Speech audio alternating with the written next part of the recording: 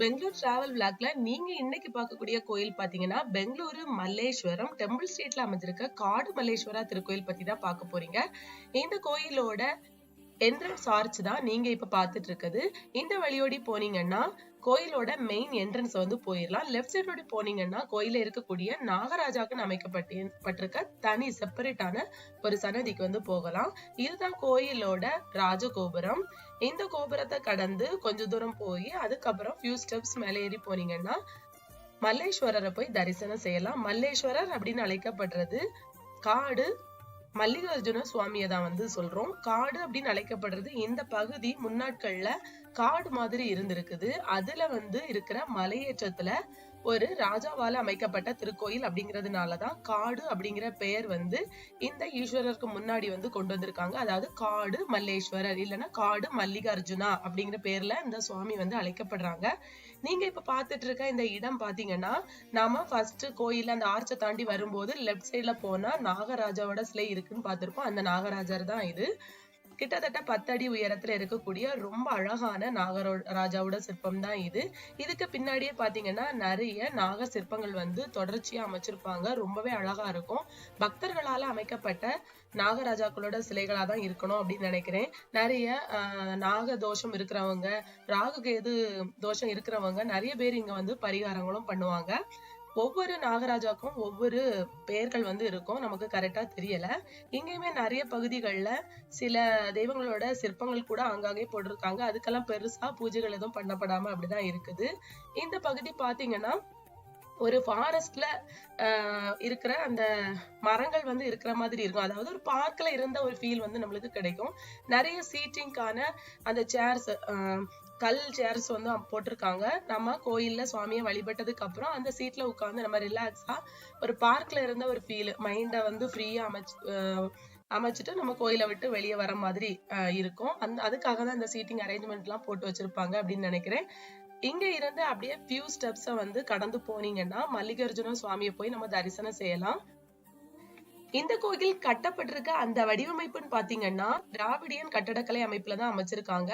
அதாவது கோயில் ராஜகோபுரம், அதை கடந்து ஃபியூ ஸ்டெப்ஸ் போய் அதுக்கப்புறம் மெயினான மண்டபத்துக்கு போகணும். அங்க வந்து கொடிமரம் இருக்கும். அதை தாண்டி போனா கர்ப்ப கிரகத்துல உள்ள சுவாமியை தரிசனம் பண்ற மாதிரி அந்த ஸ்ட்ரக்சர்ல தான் இந்த கோயில் வந்து வடிவமைக்கப்பட்டிருக்குது.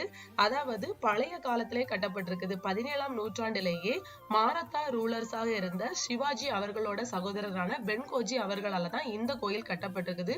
இந்த கோயிலை பார்த்தாலே தெரியும், அப்படியே பழைய கட்டடக்கலை, அந்த கருங்கற்களை கொண்டு நிறைய பில்லர்ஸ் கொண்டு பழமை மாறாம அவ்வளவு அழகா வந்து கட்டியிருப்பாங்க. நிறைய பழமையான கோயிலுக்கு போகும்போது நம்மளுக்கு அந்த ஃபீல் கிடைக்கும். அந்த ஃபீல் நிஜமாவே இந்த கோயிலுக்கு போனாலும் உங்களுக்கு கிடைக்கும். இது வந்து ஒரு மலையேற்றத்துல இருந்தாலும் இதோட ஆப்போசிட் சைடு பாத்தீங்கன்னா இன்னொரு வழி வந்து இருக்குது. நீங்க இப்ப பாத்துட்டு இருக்கதா இந்த வழியோடி கூட நம்ம கோயிலுக்குள்ள என்ட்ரி ஆகலாம். இந்த கோயில் திராவிடியன் கட்டடக்கலையில கட்டப்பட்டது அப்படின்னு நம்ம பார்த்திருப்போம். எந்த மாதிரி பழமையான கோயில்கள்ல, சிவன் கோயில்கள்ல எந்த மாதிரி எந்த திசையில எந்த தெய்வத்துக்கான சிலைகள் வந்து அமைக்கப்பட்டிருக்கணும் அப்படின்னு வந்து குறிப்பிட்டிருப்பாங்க. ஆகம விதிப்படி அமைக்கணும்னு சொல்லியிருப்பாங்க. அந்த மாதிரிதான் இங்க சிலைகள் வந்து அமைச்சிருக்காங்க. அதுவும் தனித்தனி சன்னதிகளாகவே அந்தந்த தெய்வத்துக்கான கோயில்கள் வந்து கட்டப்பட்டிருக்குது. நீங்க எப்ப பாத்துட்டு இருக்க இடம் பாத்தீங்கன்னா பில்லர்ஸ் மண்டபம் தான். இந்த மண்டபத்துல பாத்தீங்கன்னா ஃபெஸ்டிவல் டைம்ல தெய்வங்களை அமர வச்சு எடுத்துட்டு போவாங்களா வாகனங்கள் அப்படின்னு சொல்லுவாங்க. சில பகுதிகள் சப்பரம்னு சொல்லுவாங்க. அந்த சப்பரங்கள் வைக்கப்பட்டிருக்க இடம் தான்.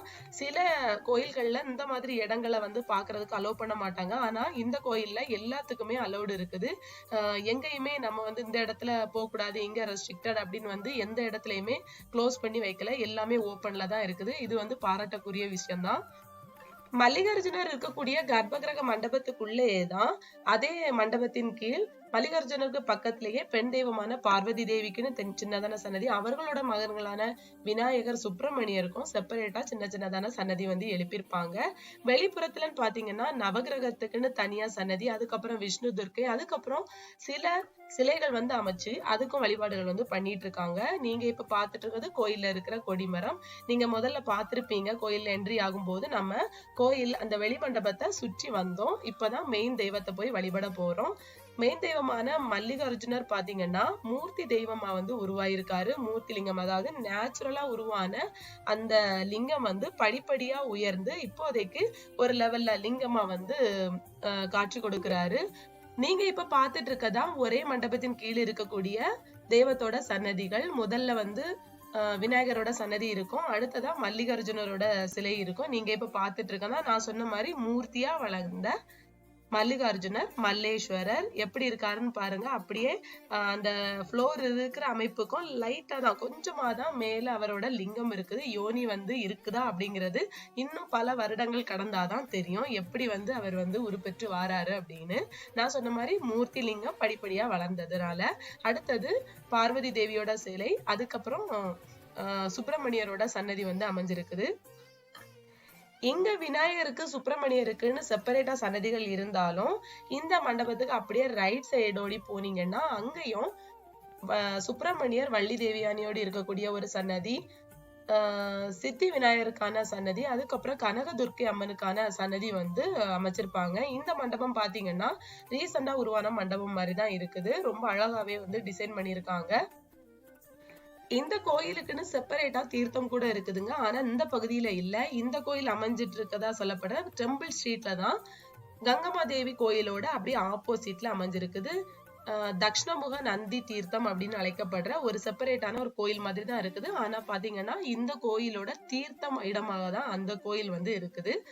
அந்த கோயில் வீடியோவை நம்ம தொடர்ந்து நம்ம சேனல்ல பார்க்கலாம்.